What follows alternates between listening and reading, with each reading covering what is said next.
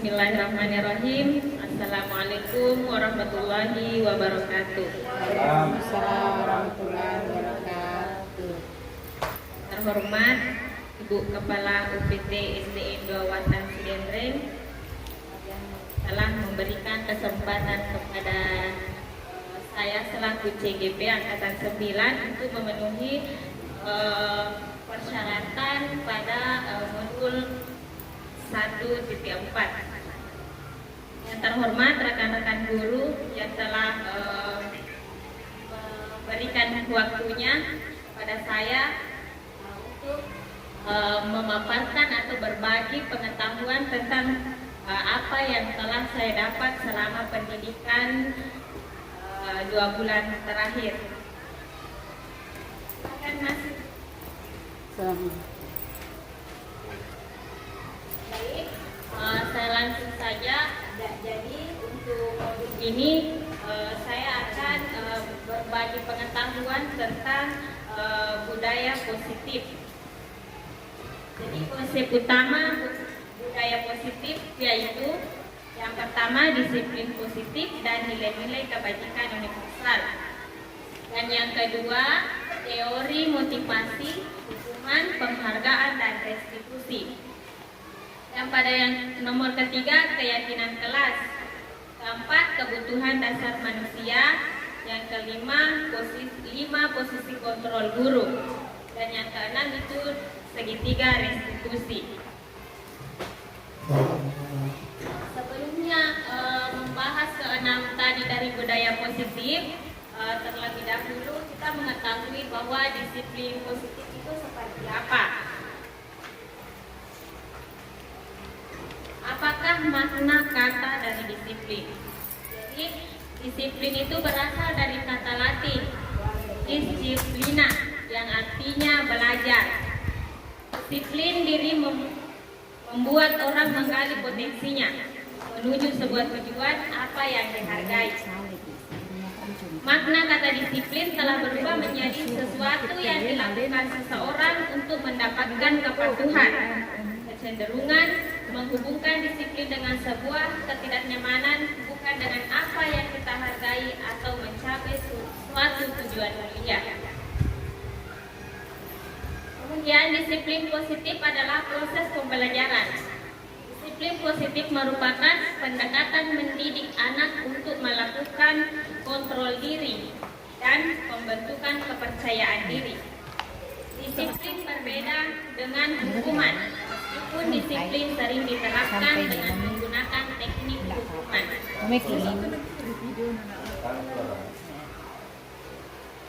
Baik, pada nilai-nilai kebajikan universal adalah sifat-sifat positif manusia yang merupakan tujuan mulia yang ingin dicapai setiap individu.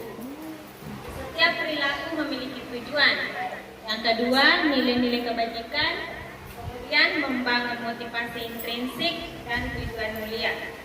Yang ketiga, nilai-nilai kebajikan yang ingin dicapai dikenal dengan profil pelajar Pancasila, di mana profil pelajar Pancasila itu ada 6. Yang pertama, beriman dan bertakwa kepada Tuhan Yang Maha Esa, kemudian mandiri, bergotong royong, berkebinekaan global, bernalar kritis, dan kreatif. Nah, coba Anda bayangkan bahwa Anda menyimpan sesuatu yang sangat berharga di dalam kepalan tangan Anda. Mungkin Bapak dan Ibu guru bisa mengepalkan tangannya. Dari sini kita akan mengetahui bahwa kontrol diri itu ada, yang mengontrol diri kita itu ada pada diri kita sendiri. Anda perlu menjaga benda tersebut sekuat tenaga, karena begitu pentingnya untuk kehidupan Anda.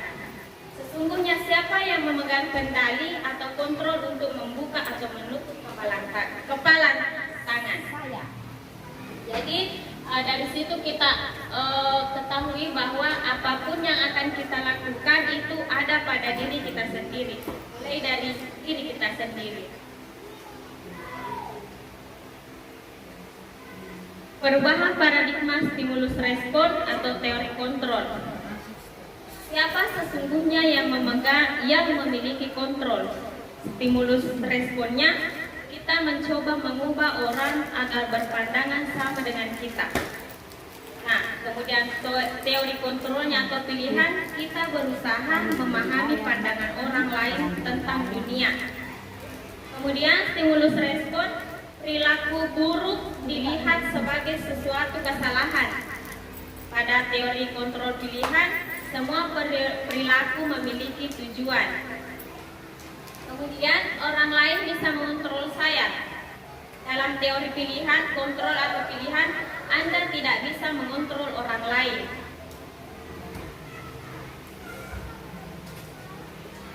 Selanjutnya pada disiplin positif, Anda tidak bisa mengontrol orang lain, hanya Anda yang bisa mengontrol diri Anda sendiri. Jadi dari situlah tadi dijelaskan bahwa yang memegang kontrol baik dari diri kita sendiri maupun di dalam kelas sebagai wali kelas adalah yang mengontrol adalah ibu dan bapak guru sendiri. Kemudian yang kedua yaitu teori motivasi, hukuman dan penghargaan atau restitusi. Teori motivasi perilaku manusia.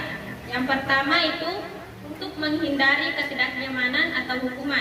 Jadi ada beberapa motivasi. Yang pertama itu motivasi eksternal. Motivasi ini apa yang akan terjadi apabila saya tidak melakukannya, itu motivasi dari diri kita sendiri. Kemudian motivasi internal, mendapatkan imbalan apa yang akan saya dapatkan apabila tidak saya melakukannya. Ya, eksternal. Kemudian motivasi internal, tujuan disiplin positif, yaitu untuk menghargai diri sendiri, menjadi insan sesuai harapan. Maka motivasi yang kadang terbersih di benak yaitu saya akan menjadi orang yang seperti apa bila saya melakukannya.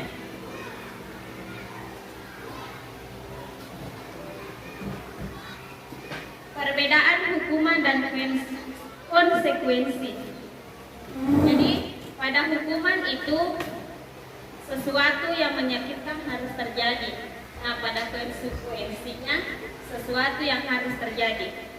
Jadi Bapak Ibu guru, perbedaan yang paling mendasar itu terhadap hukuman dan konsekuensi.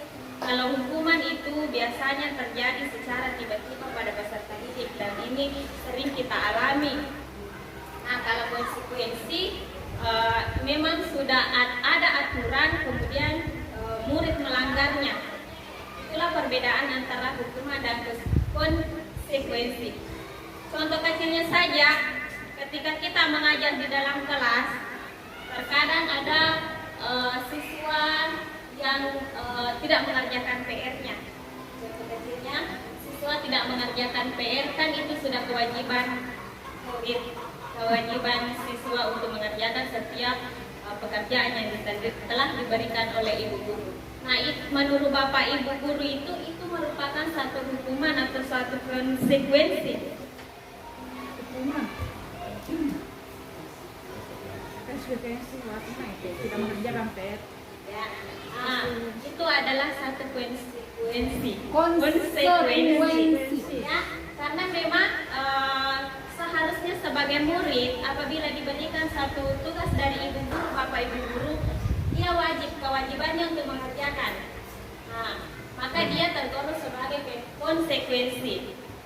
Nah, kalau contoh dari hukuman, terkadang dia tidak terencana, langsung melakukan kesalahan di luar dari peraturan sekolah atau keyakinan kelas yang telah kita buat. Itulah perbedaan antara hukuman dan konsekuensi. Misalnya mengganggu teman. Ya, Berarti hukuman. ya misalnya mengganggu teman kan, misalnya tidak ada keyakinan tadi dalam kelas itu. Nah, tiba-tiba dia mengganggu temannya. Akan terkadang, keluar saja. Nah, itu adalah satu hukuman misalnya.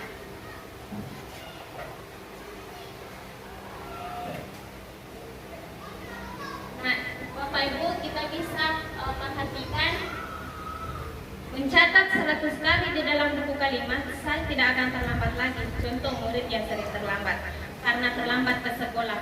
itu adalah hukuman, karena dia tidak berasal dari keyakinan kelas. Kemudian yang kedua, lari mengelilingi lapangan basket 2 kali karena terlambat hadir di sekolah. Kemudian murid diminta untuk push up 15 kali karena tidak menggunakan masker ke sekolah, itu adalah hukuman.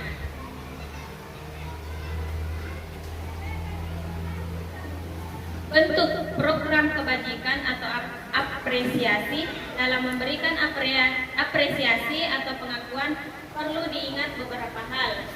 Yang pertama itu memberi dukungan secara khusus kepada murid. Yang kedua, memberi pengakuan secara pribadi. Memberi pengakuan kepada semua murid atau bergantian, memberi pengakuan secara konsisten. Kemudian fokus pada proses. Jadi selanjutnya yaitu pengertian dari restitusi. Restitusi adalah proses menciptakan kondisi bagi murid untuk memperbaiki kesalahan mereka, sehingga mereka bisa kembali pada kelompok mereka dengan karakter yang lebih kuat.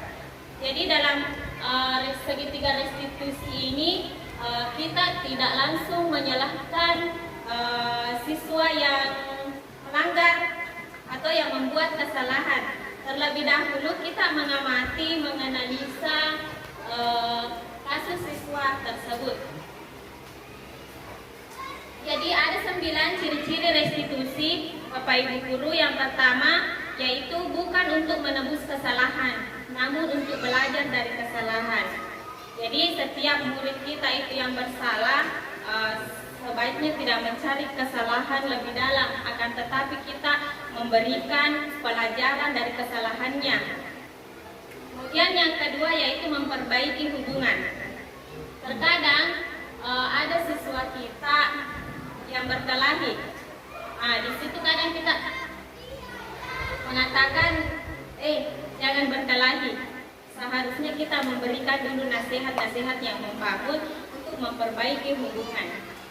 Kemudian yang ketiga, tawaran, bukan paksaan. Yang keempat, restitusi menuntun untuk melihat ke dalam diri. Restitusi diri adalah cara yang paling baik. Fokus pada karakter, bukan pada tindakan. Kemudian restitusi fokus pada solusi. Restitusi mengembalikan murid yang berbuat salah pada kelompoknya.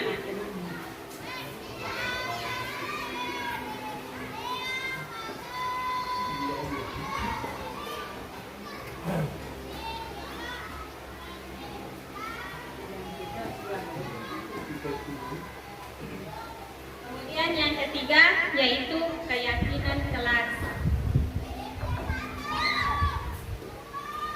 Jadi dalam budaya positif itu ada 3, yaitu lingkungan positif, keyakinan kelas, dan peraturan kelas.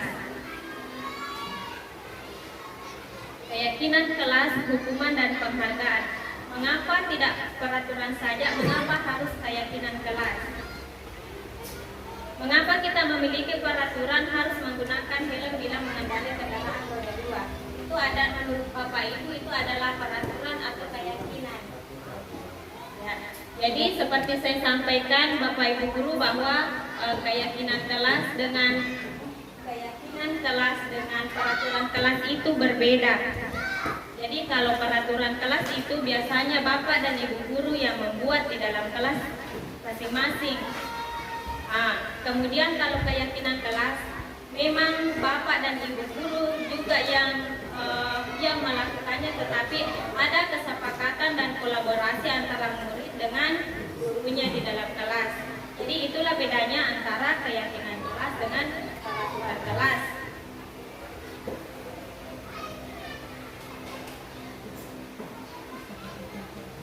Ini adalah salah satu contoh kesepakatan kelas.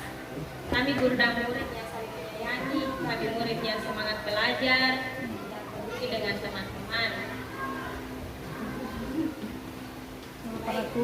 Ini adalah peraturan dan keyakinan kelas. Kalau pada peraturan selalu kembalikan buku ke tempatnya. Contohnya, keyakinan kelas itu sudah ditampung menjadi satu kata, seperti penting, selalu kembalikan buku ke tempatnya. Itu adalah tanggung jawab. Merupakan dari salah satu tanggung jawab. Dilarang mengganggu orang lain, berarti kita saling menghormati orang lain. Hadir di sekolah 15 menit sebelum pelajaran dimulai, berarti itu adalah salah satu keyakinan disiplin waktu. Dilarang melakukan kekerasan, berarti itu adalah keselamatan, menghormati orang lain. Dilarang menggunakan narkoba, adalah kesehatan. Pergantian atau menunggu giliran, kesabaran, atau budaya antri. Kemudian gunakan masker adalah kesehatan, keselamatan, dan kepedulian. Jangan berlari di kelas atau koridor, adalah keamanan, keselamatan, dan kepedulian.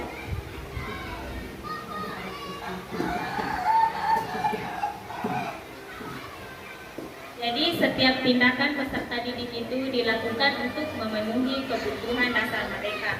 Jadi untuk memenuhi kebutuhan dasar murid itu ada 4 kebutuhan dasar manusia. Yang pertama itu cinta kasih sayang, rasa memiliki dan dimiliki. Kemudian bertahan hidup, kemudian kesenangan, power, kebebasan, dan penguasaan. Power, fun, dan kebebasan. Kesenangan kepada setiap manusia berhak itu memiliki kesenangan, cinta dan kasih sayang, penguasaan, dan memiliki kebebasan. Nah, baik, untuk ibu guru bilang, aku tidak boleh bersenandung sewaktu mengerjakan tugas. Katanya, kelas harus tenang, tidak ada suara, padahal kan aku suka dan senang menyanyi. Menurut Bapak Ibu guru, itu termasuk dari kebutuhan dasar manusia. kesenangan, Ya, kebahagiaan. Nah, ibu guru tidak menyapa hari ini, padahal aku pakai jepit rambut baru. Aku perhatian, Perhatian. cinta. Nah, itulah semua yang dimiliki oleh setiap manusia. Begitupun dengan peserta didik kita. Hal sepele pun terkadang dia merasa senang kalau merasa diperhatikan. Ya, seperti itu contohnya. Nah, kemudian aku bosan, masa belajarnya cuma gitu-gitu aja, dengerin ibu guru aja. Nah, itu adalah Hati, kebiasaan. Kebebasan, bebas, power, power. karena dia sudah menguasai. Aku sebel, gambarku tidak rapi, malah ibu guru nunjukin ke teman-temanku di depan kelas. Bukan, agen aku. Aku sebel, Kasih kembali karena gambar. Iya. Kesenangan nih, karena malu. sudah jelek katanya gambarnya sudah ditampilkan lagi sama teman-teman yang lain. Kesel, Nah, sama kesenangan nih, timbal baliknya.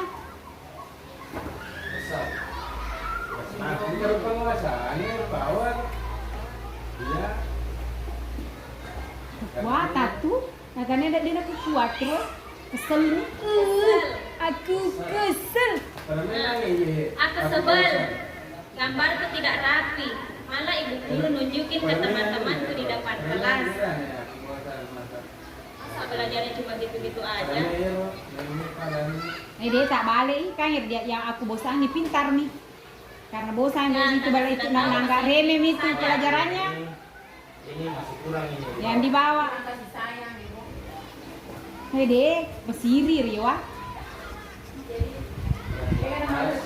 Di atas sudah bosan. Ya, yang benar kita kasih sanjara.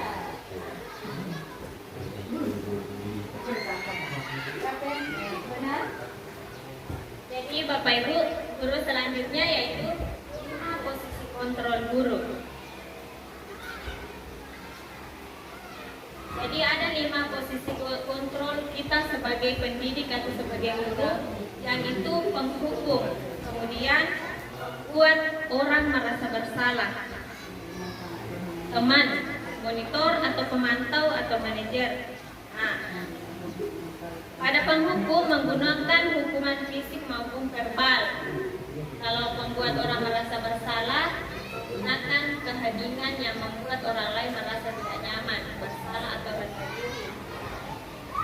Kalau kontrol guru teman, menggunakan hubungan baik dan humor untuk mempengaruhi seseorang. Kalau pemantau, yaitu mengawasi perilaku berdasarkan peraturan dan konsekuensi. Pada posisi manajer, berbuat sesuatu bersama murid, mempersilahkan murid mempertanggungjawabkan perilakunya, mendukung murid agar dapat menemukan solusi. Nah, pada posisi manakah Bapak dan Ibu guru berada? Pada kelima tadi, posisi kontrol.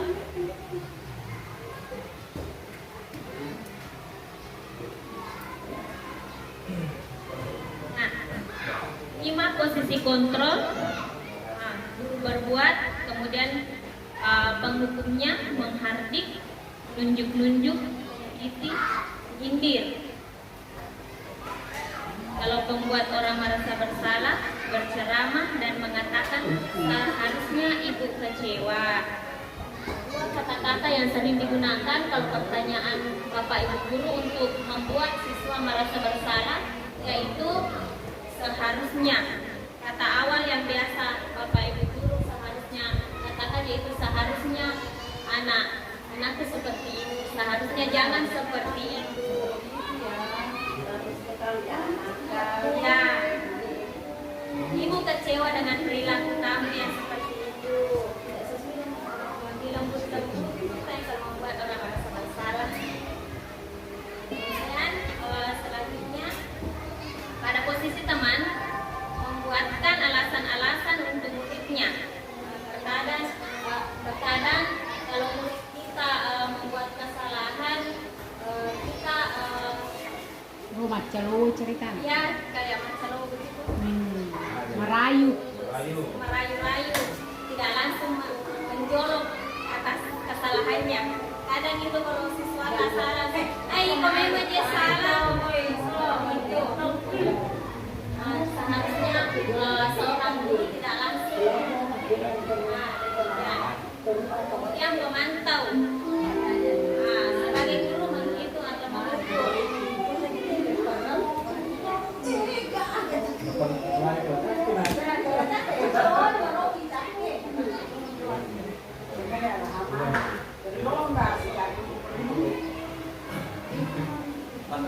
Baik, selanjutnya pada posisi manajer, mengajukan pertanyaan-pertanyaan. Nah, kalau sebagai posisi manajer, Bapak Ibu guru sering laksanakan ini.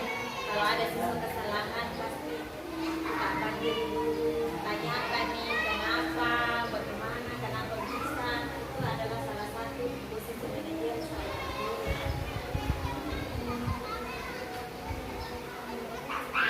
Ini adalah salah satu contoh-contoh kalimat dalam posisi kontrol. Dalam posisi penghukum, patuhi aturan saya atau awas kalau tidak.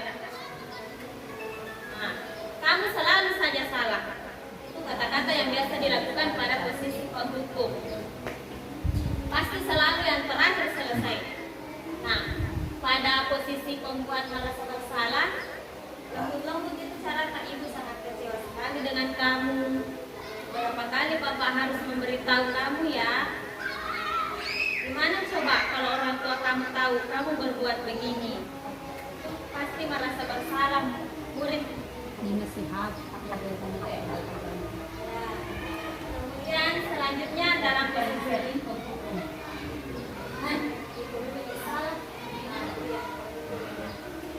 keadaannya memang juga beda-beda. Kemudian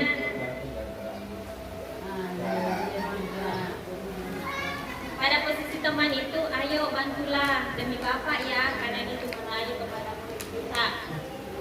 Ayo ingat tidak bantuan Bapak sudah, kali ini tidak apa-apa, nanti bantu bereskan. Kemudian pada posisi pemantau, pemantau itu seperti peraturannya apa?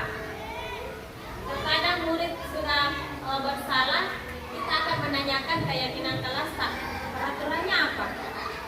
Benar tidak kalau seperti itu? Apa yang telah kamu lakukan? Sanksi atau konsekuensi apa? Ya. Kemudian manajer, apa yang kita yakini? Nah, kembali keyakinan kelas dalam posisi manajer itu, apakah kamu meyakininya? Jika kamu meyakininya, apakah kamu bersedia memperbaikinya? Jika kamu memperbaiki nanti, hal ini menunjukkan apa tentang dirimu? Apa rencana kamu untuk memperbaiki hal ini? Ini adalah posisi manajer yang paling sering dilakukan oleh seorang guru pendidik. Nah, kemudian selanjutnya yaitu segitiga restitusi.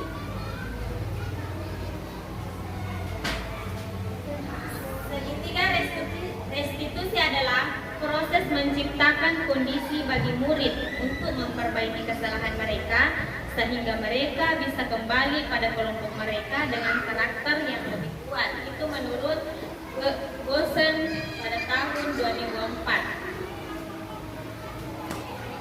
Nah, inilah tahapan segitiga restitusi. Yang pertama itu menstabilkan identitas, dan menanyakan keyakinan kelas, kemudian memvalidasi tindakan.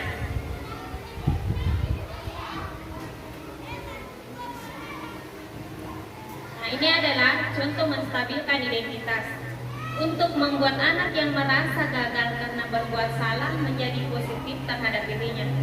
Guru berkata, berbuat salah itu hal yang manusiawi, tidak ada manusia yang sempurna. Bapak Ibu juga buat salah, kita pasti bisa menyelesaikan permasalahan ini. Bapak Ibu tidak tertarik untuk mencari tahu siapa yang benar, siapa yang salah. Bapak Ibu lebih tertarik untuk menyelesaikan masalah. Kalau kamu menyalahkan dirimu sendiri terus-menerus, apakah kamu bersikap baik pada dirimu sendiri? Itu adalah contoh kata-kata menstabilkan identitas.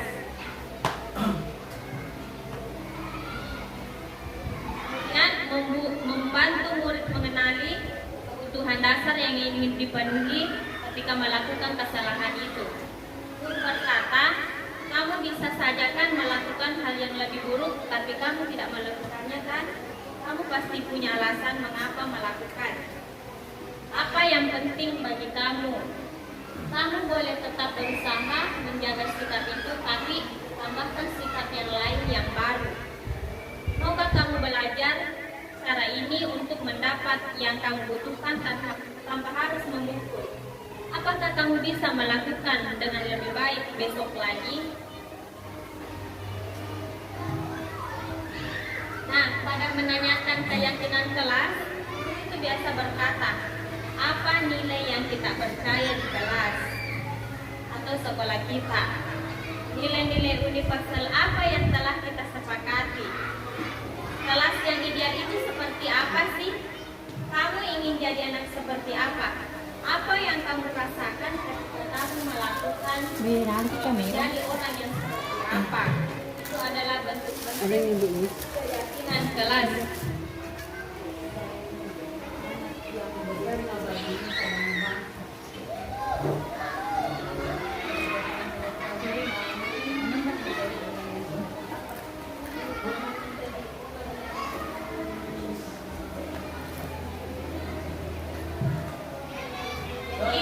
Bapak Ibu Guru, itulah tadi pengetahuan, pengalaman yang saya dapatkan selama 2 bulan terakhir, 2 bulan berjalan. Itulah yang sempat saya bagikan kepada teman-teman, kepada Bapak dan Ibu Guru. Mudah-mudahan bermanfaat bagi kita semua, terutama bagi diri pribadi saya sendiri. Saya akhiri dengan ucapan terima kasih atas waktunya. Sekian, assalamualaikum warahmatullahi wabarakatuh. Waalaikumsalam.